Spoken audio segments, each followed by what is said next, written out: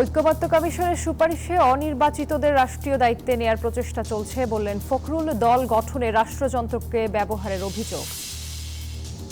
আওয়ামী লীগের নিবন্ধন বাতিলের দাবিতে বিক্ষোভ সমাবেশ। গণপরিষদ নির্বাচন সম্ভব না হলে আইনসভা ভোটে সংবিধান সংস্কার চায় এনসিপি। আলোচনায় দ্রুত ঐক্য গড়া সম্ভব। খিলাফত মজলিস ও লেবার পার্টির সাথে বৈঠকে অধ্যাপক রিয়াজ। প্রতিবেদন জমা দিল গণমাধ্যম সংস্কার কমিশন। উত্তরাঞ্চলে ঈদযাত্রায় এবারও গলার কাটা বিআরটি প্রকল্পের নির্মাণ কাজ। চোখ রাঙাচ্ছে অবৈধ সিএনজি অটোরিকশার দৌরাত্ম্য। 10% বেশি ঋণ খেলাপি হলে লভ্যাংশ দিতে পারবে না সংশ্লিষ্ট ব্যাংক। খাদের কিনারা থেকে টেনে তুলতে এই সিদ্ধান্ত, অভিমত বিশ্লেষকদের। গাজা ইসরায়েলি হামলা অব্যাহত। একমাত্র ক্যান্সার হাসপাতালটিও এখন ধ্বংসস্তূপ। তেল আবিবে হুথিদের পাল্টা হামলা। স্বাগত নিউজ 24 সংবাদে। আপনাদের সাথে আছি আমি জান্নাতুল ফেরদৌস রুবা। দেখছিলেন সংবাদ শিরোনাম। নির্বাচিত ব্যক্তিদের রাষ্ট্রীয় দায়িত্বে নিয়োগের প্রস্তাবকে অযৌক্তিক মনে করছে বিএনপি। শনিবার জরুরি সংবাদ সম্মেলনে দলটির মহাসচিব আরও বলেন, সংস্কার কমিশনের সুপারিশ আইন নির্বাহী বিভাগকে ক্ষমতাহীন করবে। বলেন, কোনো কোনো উপদেষ্টা রাজনৈতিক দল গঠনে পরোক্ষ ও প্রত্যক্ষভাবে জড়িত থাকায় জনমনে সংশয় তৈরি হয়েছে। মুখ্য ইস্যু বানাতে গিয়ে রাষ্ট্র মেরামতের 31 দফা সংস্কার প্রস্তাবনা নিয়ে দলের বিভিন্ন পর্যায়ে কর্মশালা করছে বিএনপির ভারপ্রাপ্ত চেয়ারম্যান তারেক রহমান। সংস্কার আগে নাকি নির্বাচন আগে, এমন রাজনৈতিক বিতর্কের মধ্যে শনিবার রাজধানীর গুলশানে জরুরি সংবাদ সম্মেলন করে বিএনপি। এতে অংশ নেন দলটির মহাসচিব সহ স্থায়ী কমিটির নেতৃবৃন্দ। লিখিত বক্তব্যে দলটির মহাসচিব মির্জা ফখরুল ইসলাম আলমগীর বলেন, কোনো কোনো উপদেষ্টা ক্ষমতায় থেকেই রাজনৈতিক দল গঠন প্রক্রিয়ায় প্রত্যক্ষ বা পরোক্ষভাবে জড়িত থাকায় জনমনে সংশয় সৃষ্টি হয়েছে। অন্তর্বর্তী সরকারের কোনো কোনো উপদেষ্টা ক্ষমতায় থেকে রাজনৈতিক দল গঠন প্রক্রিয়ায় প্রত্যক্ষ পরোক্ষভাবে জড়িত থাকায় জনমনে সংশয় সৃষ্টি হয়েছে। এই প্রক্রিয়ায় প্রশাসন যন্ত্রকে ব্যবহার করার নানা প্রকার লক্ষণ ও প্রমাণ ক্রমেই প্রকাশ পাচ্ছে, যা দেশ ও গণতন্ত্রের জন্য মোটেই শুভকর নয়। ব্রিফিংয়ে সংবিধান ও নির্বাচন সংস্কার কমিশনের সুপারিশে রাজনীতিকরা অপাংতেয় বলে অভিযোগ করা হয় বিএনপির পক্ষ থেকে। ন্যাশনাল কনস্টিটিউশনাল কাউন্সিল নামে এনসিসি নামে একটা ফ্রেমের প্রস্তাব করা হয়েছে। সেটার গঠন প্রক্রিয়া এবং কার্য পরিধি যেগুলো বর্ণনা করা হয়েছে, তাতে সমস্ত স্তরে স্তরে দেখা যায় অনির্বাচিত বিভিন্ন ব্যক্তিরা এই সমস্ত কর্মকাণ্ড পরিচালনা করবেন এবং সাংবিধানিকভাবে তাদেরকে ক্ষমতায়ন করার প্রস্তাব করা হয়েছে। তাতে করে দেখা যাবে নির্বাচিত প্রতিনিধিদের আর কোনো গুরুত্ব নেই। প্রায় সকল গুরুত্বপূর্ণ কার্যাবলী রাষ্ট্রের অনির্বাচিত প্রতিনিধিদের সমন্বয়ে সম্পন্ন হবে, যদি এগুলা গৃহীত হয়। রোববার ঐকমত্য কমিশনে নিজেদের সুপারিশ জমা দেবে বিএনপি। এখন অন্তর্বর্তী সরকারের ফজলে রাব্বি সৌরভ, নিউজ 24, ঢাকা। আওয়ামী লীগ নিষিদ্ধের দাবিতে 48 ঘন্টার আলটিমেটাম দিয়েছে জুলাই আন্দোলনে আহতদের সংগঠন ওয়ারিয়র্স অব জুলাই। শনিবার সকালে ঢাকা বিশ্ববিদ্যালয়ের রাজু ভাস্কর্যের সামনে অবস্থান নিয়ে এ ঘোষণা দেন তারা। জুলাই আন্দোলনের সময়কার স্লোগান নিয়ে রাজু ভাস্কর্যের পাদদেশে আসেন সে সময়ের আহত অভ্যুত্থানকারীরা। অবস্থান নিয়ে দ্রুত আওয়ামী লীগের বিচার না হলে সারা দেশ থেকে ঢাকা অবরোধের ডাক দেন তারা। তাদের দাবি, সে সময় ক্ষমতায় টিকে থাকতে গণহত্যা চালানোর দায়ে আওয়ামী লীগকে নিষিদ্ধ করতে হবে। এ সময় সেনা ও অন্তর্বর্তী সরকারের কঠোর সমালোচনা করেন তারা।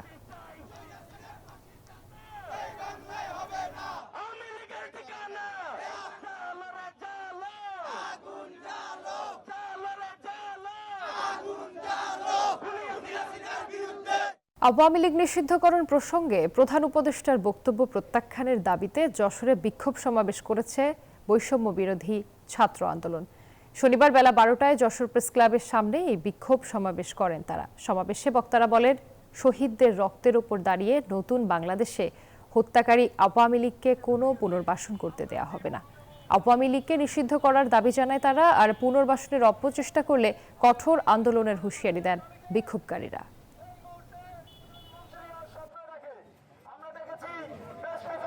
ভোট দেওয়ার বয়স 16 ও নির্বাচনে প্রার্থীর বয়স 23 বছর করার প্রস্তাব জাতীয় ঐক্যমত্য কমিশনের কাছে দেবে জাতীয় নাগরিক পার্টি এনসিপি। শনিবার সকালে রাজধানীর রূপায়ণ সেন্টারে জরুরি সংবাদ সম্মেলনে একথা জানান দলটির যুগ্ম আহ্বায়ক সারওয়ার তুষার। তিনি বলেন, আগামীকাল জাতীয় ঐক্যমত্য কমিশনে সংস্কার সুপারিশমালা জমা দেওয়া হবে। সেখানে ভোট দেওয়ার বয়স 16 বছর এবং নির্বাচনে প্রার্থী হওয়ার বয়স 23 বছর করার প্রস্তাব করবে এনসিপি। গণ অভ্যুত্থানের পর সংবিধান আর কার্যকর নেই উল্লেখ করে নতুন সংবিধান রচনা করার দাবি জানান জাতীয় নাগরিক পার্টির এই নেতা। ন্যূনতম প্রার্থী হওয়ার বয়স হচ্ছে 21 বছর। আমরা মনে করেছি যে ইট ইজ টু আর্লি, এটা 23 বছর হতে পারে এবং সেক্ষেত্রে ভোটার বয়স, ভোট দেওয়ার বয়স, সেটা আমরা মনে করেছি যে 16 বছর বয়স থেকে হতে পারে। এটার কারণ হচ্ছে এবারের আন্দোলনে, এটা আমরা আগামীকাল খুব জোর দিয়ে বলবো যে এবারের গণ অভ্যুত্থানে মূলত আপনারা বা সারা বিশ্বে এটাকে জেনজির অভ্যুত্থান হিসেবে বলা হচ্ছে।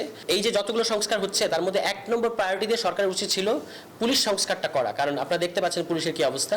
তো পুলিশ সংস্কার কমিশনের রিপোর্টটা তো আমরা পাই নাই এবং তারা পুলিশ নাকি মনে করেছেন যে এটা তারাই আলোচনা করে নিতে পারবেন। এই সব বিষয়ে আমরা আলোচনার মাধ্যমে স্বল্প সময়ের মধ্যে জাতীয় ঐক্যমত্য তৈরি করা সম্ভব হবে বলে মনে করেন জাতীয় ঐক্যমত্য কমিশনের সহসভাপতি ডক্টর আলী রিয়াজ।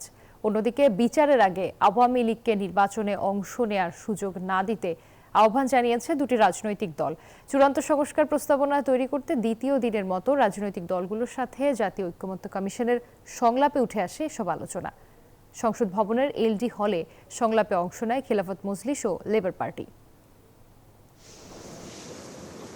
শনিবার সকালে জাতীয় সংসদ ভবনের এলডি হলে দ্বিতীয় দিনের মতো শুরু হয় ঐক্যমত্য কমিশনের সংলাপ। এতে যোগ দেয় খেলাফত মজলিসের 8 সদস্যের প্রতিনিধি দল। ঐক্যমত্য কমিশনের সহসভাপতি ডক্টর আলী রিয়াজের নেতৃত্বে সংলাপে অংশ নেন নির্বাচন ব্যবস্থা সংস্কার কমিশনের প্রধান বদিউল আলম মজুমদার, দুদক সংস্কার কমিশনের প্রধান ডক্টর ইফতেখারুজ্জামান, পুলিশ সংস্কার কমিশনের প্রধান সফর রাজ হোসেন, প্রধান উপদেষ্টার বিশেষ সহকারী মনির হায়দার সহ 6 জন। সূচনা বক্তব্যে আলী রিয়াজ বলেন, সংলাপের মধ্য দিয়ে দ্রুত সময়ের মধ্যে তৈরি হবে চূড়ান্ত প্রস্তাবনা।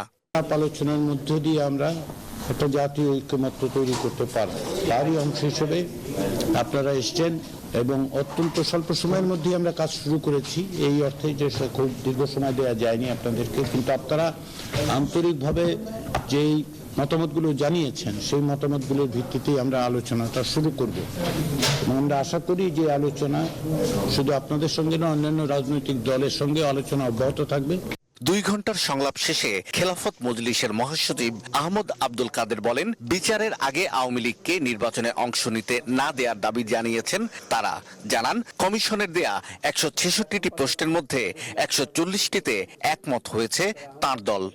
প্রয়োজনীয় কথাই বলছি আমরা, এবং এগুলো 10 মাসে করা সম্ভব আমরা মনে করি। কেমন হ্যাঁ, প্রক্রিয়া কিন্তু থাকতে পারে যে এটাকে চূড়ান্ত করতে হলে কিছু ব্যাপারে হয়তো দেরি করা লাগবে, কিন্তু এগুলো করা সম্ভব এবং এগুলো করা অধ্যাদেশের মতো করা উচিত আমরা মনে করি।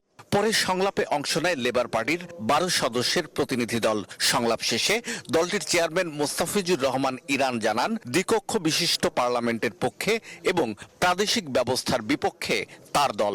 সংস্কার কমিশনের দেয়া 166টি প্রশ্নের মধ্যে 147টি বিষয়ে একমত হওয়ার কথাও জানান তিনি।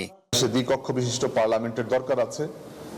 আমরা এই যে 4টা প্রদেশের কথা বলা হয়েছে, আমরা এই 4টা প্রদেশকে আমরা সন্দেহের চোখে আমাদেরকে দেখি, কারণ আমাদের দেশ খুবই ছোট দেশ। আপনারা জানেন যে বাংলাদেশের মতো জায়গাতে প্রদেশগুলো হলে বিভিন্ন ধরনের সমস্যা সৃষ্টি হবে। 20 মার্চ এলডিপির সাথে আলোচনার মধ্য দিয়ে সংস্কার প্রস্তাবনা নিয়ে সংলাপ শুরু করে জাতীয় ঐক্যমত্য কমিশন। শাহ আলী জয়, নিউজ 24, ঢাকা। প্রধান উপদেষ্টা ডক্টর মোহাম্মদ ইউনূসের কাছে প্রতিবেদন জমা দিয়েছে গণমাধ্যম সংস্কার কমিশন। শনিবার যমুনায় কমিশনের সদস্যরা প্রতিবেদন জমা দেন। এরপর কমিশন প্রধান ও জ্যেষ্ঠ সাংবাদিক কামাল আহমেদ এক ব্রিফিংয়ে প্রতিবেদনের বিস্তারিত তুলে ধরেন। বলেন, গণমাধ্যমের এই অবস্থা একদিনে তৈরি হয়নি। দীর্ঘদিনের চলে আসা প্রক্রিয়ার কারণে গণমাধ্যম ও সাংবাদিকতা বর্তমানে নাজুক অবস্থায় এসেছে। গণমাধ্যমে কালো টাকা ঢুকেছে, মালিকরা কিভাবে মালিক হয়েছে আমরা তা জানি বলেও জানান তিনি। রাজনৈতিক পরিচয় বিবেচনায় লাইসেন্স দেওয়া হয়েছে বলে মন্তব্য করেন তিনি।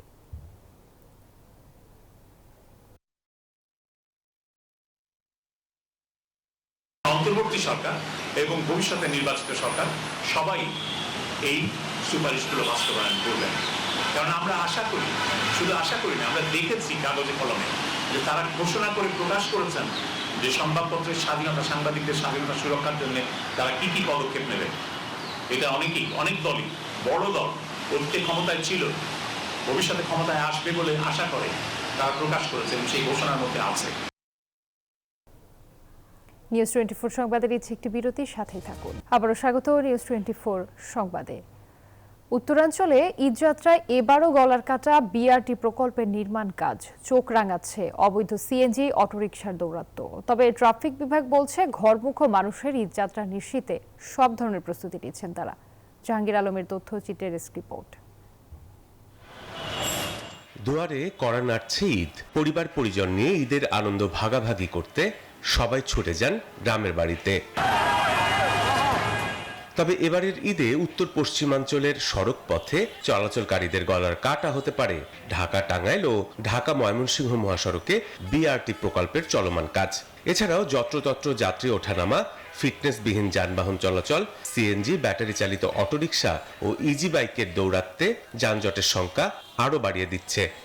আর এই যানজট বাধা একমাত্র ওই অটোই। আর এই ছাড়া যদি মহাসড়কে যদি অটো চলে তাহলে তো পরিবেশ আরো শৃঙ্খলা পাই যাবো বেশি অংশ। বড় বড় গাড়ি যেগুলো চলে যে রোডে, এই রোডে উঠলেই তো আমগুলো অনেক যানজট সৃষ্টি করে। আর দ্বিতীয় কথা, ওর জন্য গাড়ি ছাড়া আগাইতে পারি না। ওরা আমগুলো লোক এমন দাপড়াদাপড়ি করে, ওরা আমগুলো আগে যাবার চায়। পাশাপাশি মহাসড়ক দখল করে গড়ে উঠেছে অবৈধ দোকানপাট, ফলে যান চলাচলে ঘটছে ব্যাঘাত, সৃষ্টি হচ্ছে যানজট। যাত্রীরা বলছেন ঈদে মহাসড়কে দোকান উচ্ছেদ সহ অটোরিকশা চলাচল বন্ধ করা না হলে যানজটে চরম ভোগান্তিতে পড়তে হতে পারে তাদের। দুই পাশে যে সাধারণ জনগণ হাঁটার জন্য যে ফুটপাতটি আছে, সেই ফুটপাতটি দখল করে আছে হকাররা। গাজীপুরে একটা এসপি জোন থাকার পরেও এত চিন্তায়, এত আমরা মানসিক একটা নির্যাতনের ভিতরে থাকি, তাহলে আমাদের নিরাপত্তাটা কে দিবে? ঈদ যাত্রা স্বস্তিদায়ক করতে সকল ধরনের প্রস্তুতি নেওয়া হচ্ছে বলে জানিয়েছে জিএমপি।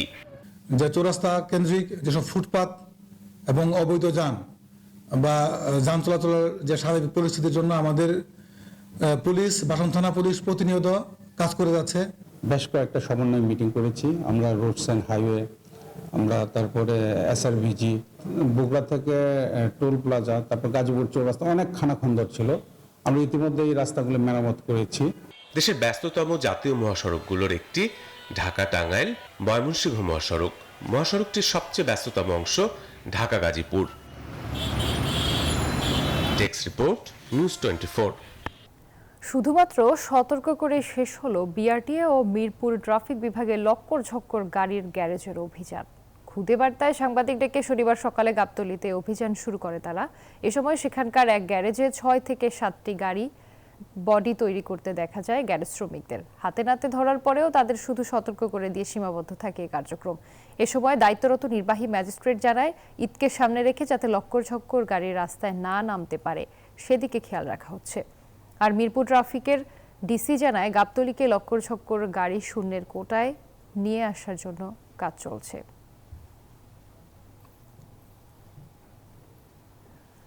চট্টগ্রামের কর্ণফুলীতে হাতির আক্রমণে নিহত শিশুর মরদেহ নিয়ে বিক্ষোভ করেছেন এলাকাবাসী। শনিবার সকাল থেকে পিএবি সড়ক অবরোধ করে বিক্ষোভ করেন এলাকাবাসী। এ সময় পাহাড় থেকে হাতি অপসারণের দাবি জানানো হয়। তাদের অভিযোগ, হাতির আক্রমণে বারবার মানুষ মারা গেলেও কোনো ধরনের পদক্ষেপ নিচ্ছে না প্রশাসন ও বন বিভাগ। কয়েক ঘন্টা সড়ক অবরোধে যান চলাচল বন্ধ থাকায় ভোগান্তিতে পড়েন চলাচলকারীরা। শুক্রবার রাতে উপজেলার শাহমিরপুর এলাকায় হাতির আক্রমণে শিশুটির মৃত্যু হয়। এ ঘটনায় শিশুটির মাও গুরুতর আহত হয়ে চট্টগ্রাম মেডিকেলে চিকিৎসাধীন রয়েছে।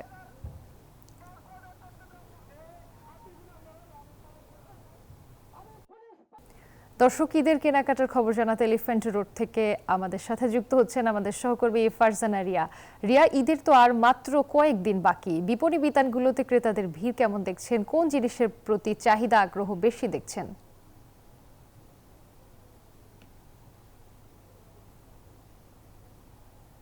রূপা, এই মুহূর্তে আমি আছি রাজধানী এলিফ্যান্ট রোডে ক্যাটসাইয়ের আউটলেটে। এখানে কিন্তু আমরা সকাল থেকেই আছি, কিন্তু বেলা বাড়ার সঙ্গে সঙ্গে কিন্তু কাস্টমারের সংখ্যা এখানে বেড়েছে। বিক্রেতাদের সাথে কথা বলে জানা গেছে যে এই বছর কিন্তু ক্রেতাদের চাহিদার তালিকায় প্রথমে রয়েছে ফর্মাল শার্ট এবং পাঞ্জাবি। আর এছাড়া যদি বলি যে এখানে কি কি পাওয়া যাচ্ছে, প্রথমে বলবো যে ক্যাজুয়াল শার্ট, স্ট্রাইপ শার্ট কিংবা হচ্ছে পলো টি শার্ট এগুলো পাওয়া যাচ্ছে। ফর্মাল শার্ট আছে রয়েছে, টুয়েল শার্ট আছে, সাথে আছে ব্লেজার বা শেরওয়ানিও কিন্তু এই ঈদে তারা নতুন কালেকশন এনেছে। এছাড়া রয়েছে প্যান্ট সেক্টরের মধ্যে ফর্মাল প্যান্ট, জিন্স প্যান্ট, পাজামা, গ্যাবার্ডিন। পাঞ্জাবির মধ্যে রয়েছে সিল্ক পাঞ্জাবি, সুতি পাঞ্জাবি, এছাড়া রয়েছে এমব্রয়ডারি পাঞ্জাবি, সেই সাথে রয়েছে টাই, বো টাই, কাফলিং, সক্স, বেল্ট সব কিছু কিন্তু পাওয়া যাচ্ছে। যেহেতু ঈদের আর বেশি দিন বাকি নেই, বাকি আছে আর 8-9 দিনের মতো, এই মাঝখানের সময়টার মধ্যে কিন্তু শেষ মুহূর্তে কেনাকাটা করছেন ক্রেতারা, নিজ পছন্দ মতো পণ্য কিনেই কিন্তু নিয়ে যাচ্ছেন। আর যদি বলি যে প্রতি বছরে কিন্তু বেশ কিছু ব্র্যান্ডের প্রতি ক্রেতাদের একটু বাড়তি আকর্ষণ থাকে, তার মধ্যে ছেলেদের পোশাকের জন্য কিন্তু অন্যতম পছন্দের তালিকায় রয়েছে ক্যাটসের এই ব্র্যান্ডটি। এখানে কিন্তু এবার বিশেষ এডিশন রয়েছে কতগুলো, তাদের বিশেষ ডিজাইনার দিয়ে ডিজাইন করা শার্টগুলো তারা রেখেছেন। আর যদি মূল্য নিয়ে কথা বলি তাহলে এখানে প্রায় 1600 টাকা থেকে শুরু করে 6000 টাকা পর্যন্ত ঈদ কালেকশন তারা রেখেছে। এর মধ্যে ক্যাজুয়াল শার্ট তারা রেখেছে 2250 থেকে 2890 টাকা পর্যন্ত, হাফ শার্টগুলো রেখেছে 1890 থেকে 1900 টাকা পর্যন্ত। আর তাদের যে বিশেষ লিমিটেড এডিশনটা রেখেছে, মূল যে আকর্ষণ এবার তাদের ঈদের, তার দাম শুরু হয়েছে 3850 থেকে প্রায় 5900। বলা যায় যে 6000 টাকার মধ্যেই কিন্তু ক্রেতারা তাদের পছন্দ মতো বেশ কিছু পোশাক এখান থেকে নিয়ে নিতে পারবেন। এছাড়া যদি বলি পাঞ্জাবির কথা, পাঞ্জাবির মধ্যে তারা রেখেছেন 2690 থেকে 3500 টাকা পর্যন্ত বেশ কিছু কালেকশন। আর যদি বলি যে কাফলিং এর কথা, এই বছর কিন্তু দেখা যাচ্ছে তাদের কাফলিং এর প্রতি ক্রেতাদের একটু বাড়তি চাহিদা রয়েছে, যেহেতু এখন যেই ট্রেন্ড চলছে, ট্রেন্ডের সাথে মিলিয়ে কিন্তু দেখা যায় পাঞ্জাবি কিংবা শার্টের সাথে তারা কাফলিংটা ইউজ করে থাকে। তার দাম শুরু হচ্ছে 1200 থেকে 2000 টাকা পর্যন্ত। সবকিছু মিলে কিন্তু খুব রঙিনভাবে সাজানো হয়েছে ক্যাটসের এই আউটলেটটি। এছাড়া যদি আরেকটু বলি যে ক্রেতাদের সাথে কথা বলে জানা গেছেন যে তাদের পছন্দের তালিকায় যে ব্র্যান্ডগুলো থাকে তার মধ্যে ক্যাটসে থাকে, তারা কিন্তু সকাল হতেই এখানে চলে এসেছেন এবং তাদের পছন্দ মতো কেনাকাটা করছেন। সব কিছু মিলে কিন্তু জমজমাট হয়ে আছে এবারের ঈদ বাজার। আর যদি বলি যে এখানে আরেকটু বিশেষ ছাড় রয়েছে, বিশেষ কিছু পণ্যের উপরে কিন্তু তারা 30 থেকে 50% পর্যন্ত মূল্য ছাড় দিচ্ছে। এছাড়া যারা বাংলালিংক অরেঞ্জ ক্লাবের মেম্বার রয়েছেন তাদের জন্য কিন্তু প্রতি পণ্যের উপরে 10% করে মূল্য ছাড়ের সুযোগ রয়েছে। এই ছিল আমার কাছে এখান থেকে সর্বশেষ। রিয়া, আপনাকে ধন্যবাদ।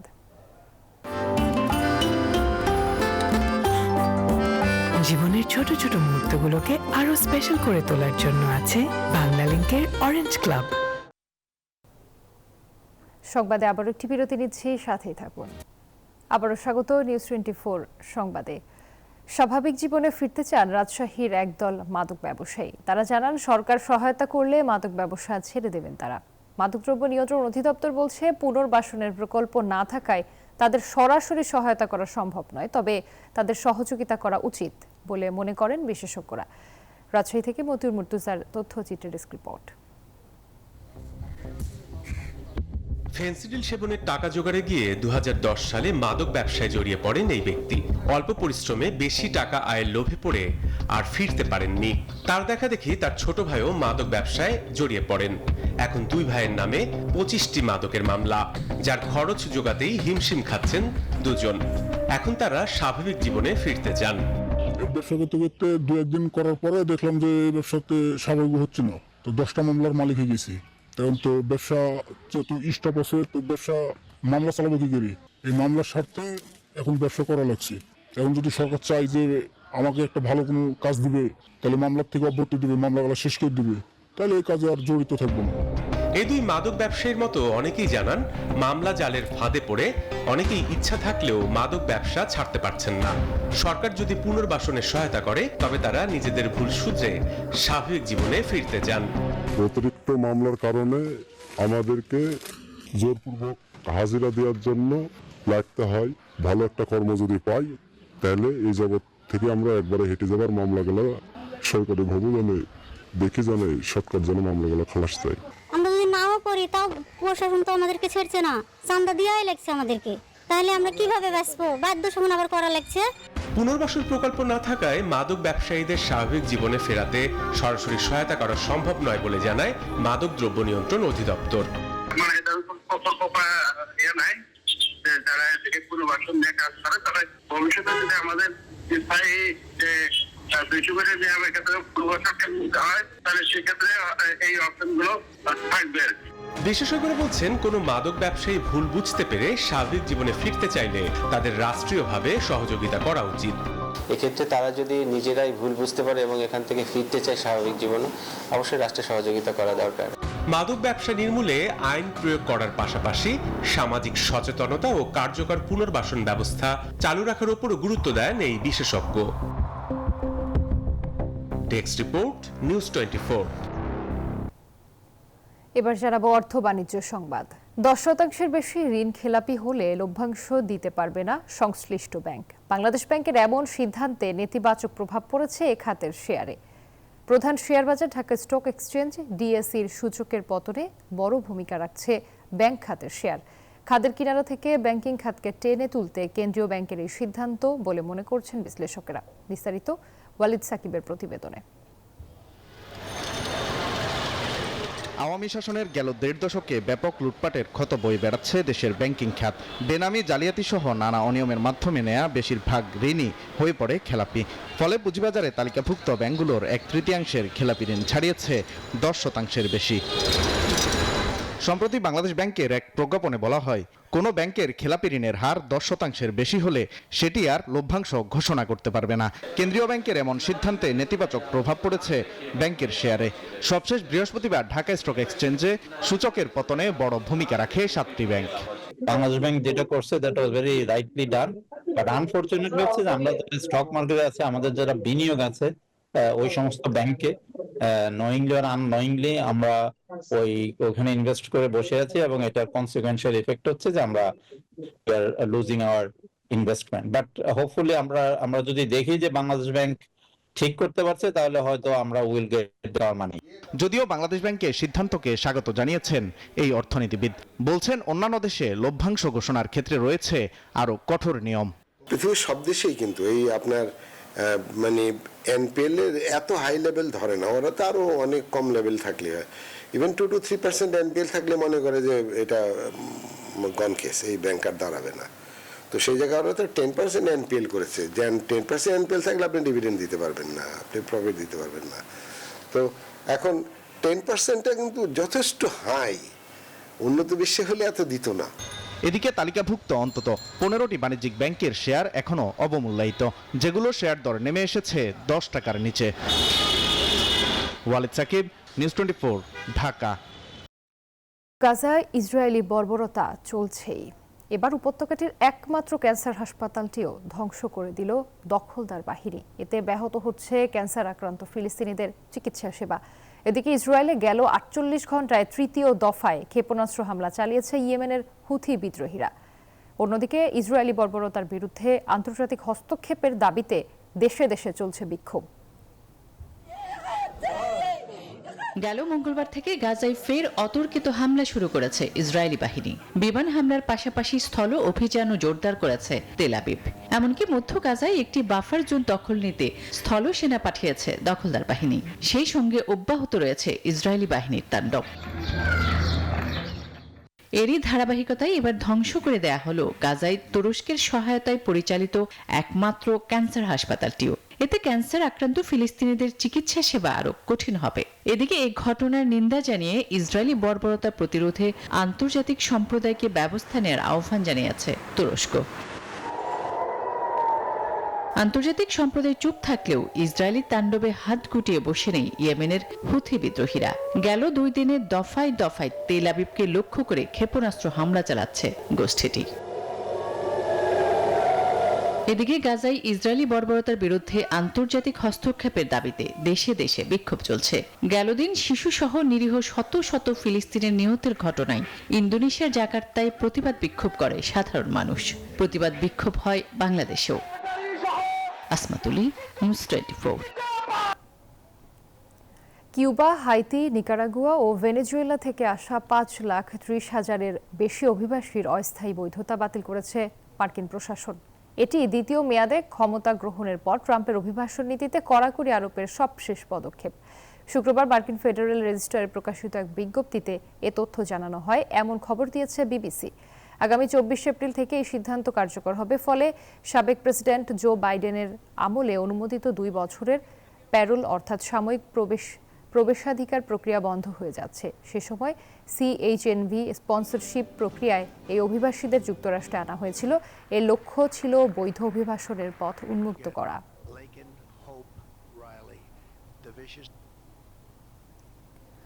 18 ঘন্টা বন্ধ থাকার পর ব্রিটেনের হিথ্রো বিমানবন্দরে সীমিত পরিসরে শুরু হয়েছে ফ্লাইট চলাচল। এতে কিছুটা স্বস্তিতে লন্ডনে আটকে পড়া যাত্রীরা, তবে তাদের ভোগান্তিতে দুঃখ প্রকাশ করেছে বিমান কর্তৃপক্ষ।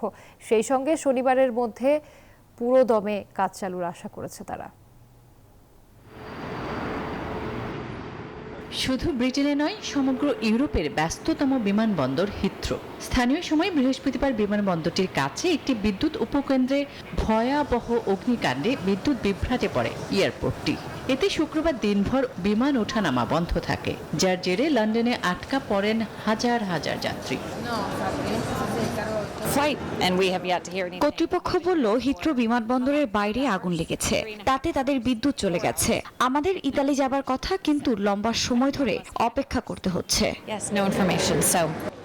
18 ঘন্টা বন্ধ থাকার পর সীমিত পরিসরে ফের ফ্লাইট চলাচল শুরু হয়, তবে যাত্রীদের অসুবিধার জন্য দুঃখ প্রকাশ করেন হিথ্রো কর্তৃপক্ষ। আশা করছি শনিবার থেকে পুরোদমে আমরা পরিষেবা চালু করতে পারব। বিমান ওঠানামাও স্বাভাবিক হয়ে যাবে, তবে বহু মানুষের যাত্রা বিঘ্নিত হওয়ায় আমরা দুঃখিত। যুক্তরাজ্যের হিথ্রো এয়ারপোর্ট বিশ্বের 5ম ব্যস্ততম বিমানবন্দর। প্রায় 80টি দেশ থেকে এই বিমানবন্দরে উড়োজাহাজ চলাচল করে। প্রতিদিন প্রায় 2,30,000 যাত্রী হিথ্রো দিয়ে যাতায়াত করেন। আসমাতুলি, নিউজ 24। সংবাদে আবার একটি বিরতি দিচ্ছি, সাথেই থাকুন। ভারতের সবচেয়ে বড় ফ্র্যাঞ্চাইজি আসর আইপিএল এর 18তম আসর মাঠে গড়াচ্ছে। আজ উদ্বোধনী ম্যাচে বর্তমান চ্যাম্পিয়ন শাহরুখ খানের কলকাতা নাইট রাইডার্সের মুখোমুখি হবে বিরাট কোহলির রয়্যাল চ্যালেঞ্জার্স বেঙ্গালুরু। ম্যাচটি মাঠে গড়াবে রাত 8টায়। বিশ্বের সবচেয়ে বড় ফ্র্যাঞ্চাইজি আসর আইপিএল ঘিরে ভারত কাঁপছে ক্রিকেট জ্বরে। মাঠের লড়াইয়ের পাশাপাশি গ্ল্যামার যোগ করে শুরু হতে যাচ্ছে আইপিএল এর নতুন আসর। কেকেআর এর ক্যাপ্টেনের দায়িত্বে অভিজ্ঞ আজিঙ্কা রাহানে, তার ডেপুটি 23 কোটি 25 লাখ রুপির ভেঙ্কটেশ আয়ার। গত আসরের চ্যাম্পিয়নরা এবারও গড়েছে ব্যালেন্স দল। স্কোয়াডে আছেন মঈন আলী, সুনীল নারিন, আন্ডার রাসেলদের মতো অলরাউন্ডার। তেমনি রয়েছেন নরকিয়া, বরুণ চক্রবর্তী, হর্ষিত রানাদের মতো বোলার। আর ব্যাটিংয়ে আলো ছড়াতে পারেন ডিকক, মানিশ পান্ডে, গুরবাজদের মতো ব্যাটার। কলকাতার ঘরের মাঠে দর্শকদের সমর্থন পাবে দলটি। অন্যদিকে বেঙ্গালুরু ভাঙতে চায় তাদের পুরনো ইতিহাস। আসলে সবচেয়ে বেশিবার অংশ নিয়ে শিরোপা খরা কাটাতে পারেনি দলটি। রজত পাটিদারকে ক্যাপ্টেনের গুরু দায়িত্ব দিয়েছে তারা। কিং কোহলির ক্যারিয়ারে সব থাকলেও নেই কোনো আইপিএলের শিরোপা। এবার মোক্ষম সুযোগ তার সামনে। টিম ডেভিড, জশ হ্যাজেলউডের পাশাপাশি তাদের স্কোয়াডে রয়েছেন লুঙ্গি এনগেদি, ফিল সল্টরা। দুদলের 33 দেখায় যেখানে কেকেআরের জয় 19 ম্যাচে, সেখানে বেঙ্গালুরু জিতেছে 14 ম্যাচ। শুভদেবনাথ, নিউজ 24। আর এই ছিল নিউজ 24 সংবাদে এতক্ষণ সাথে থাকার জন্য ধন্যবাদ।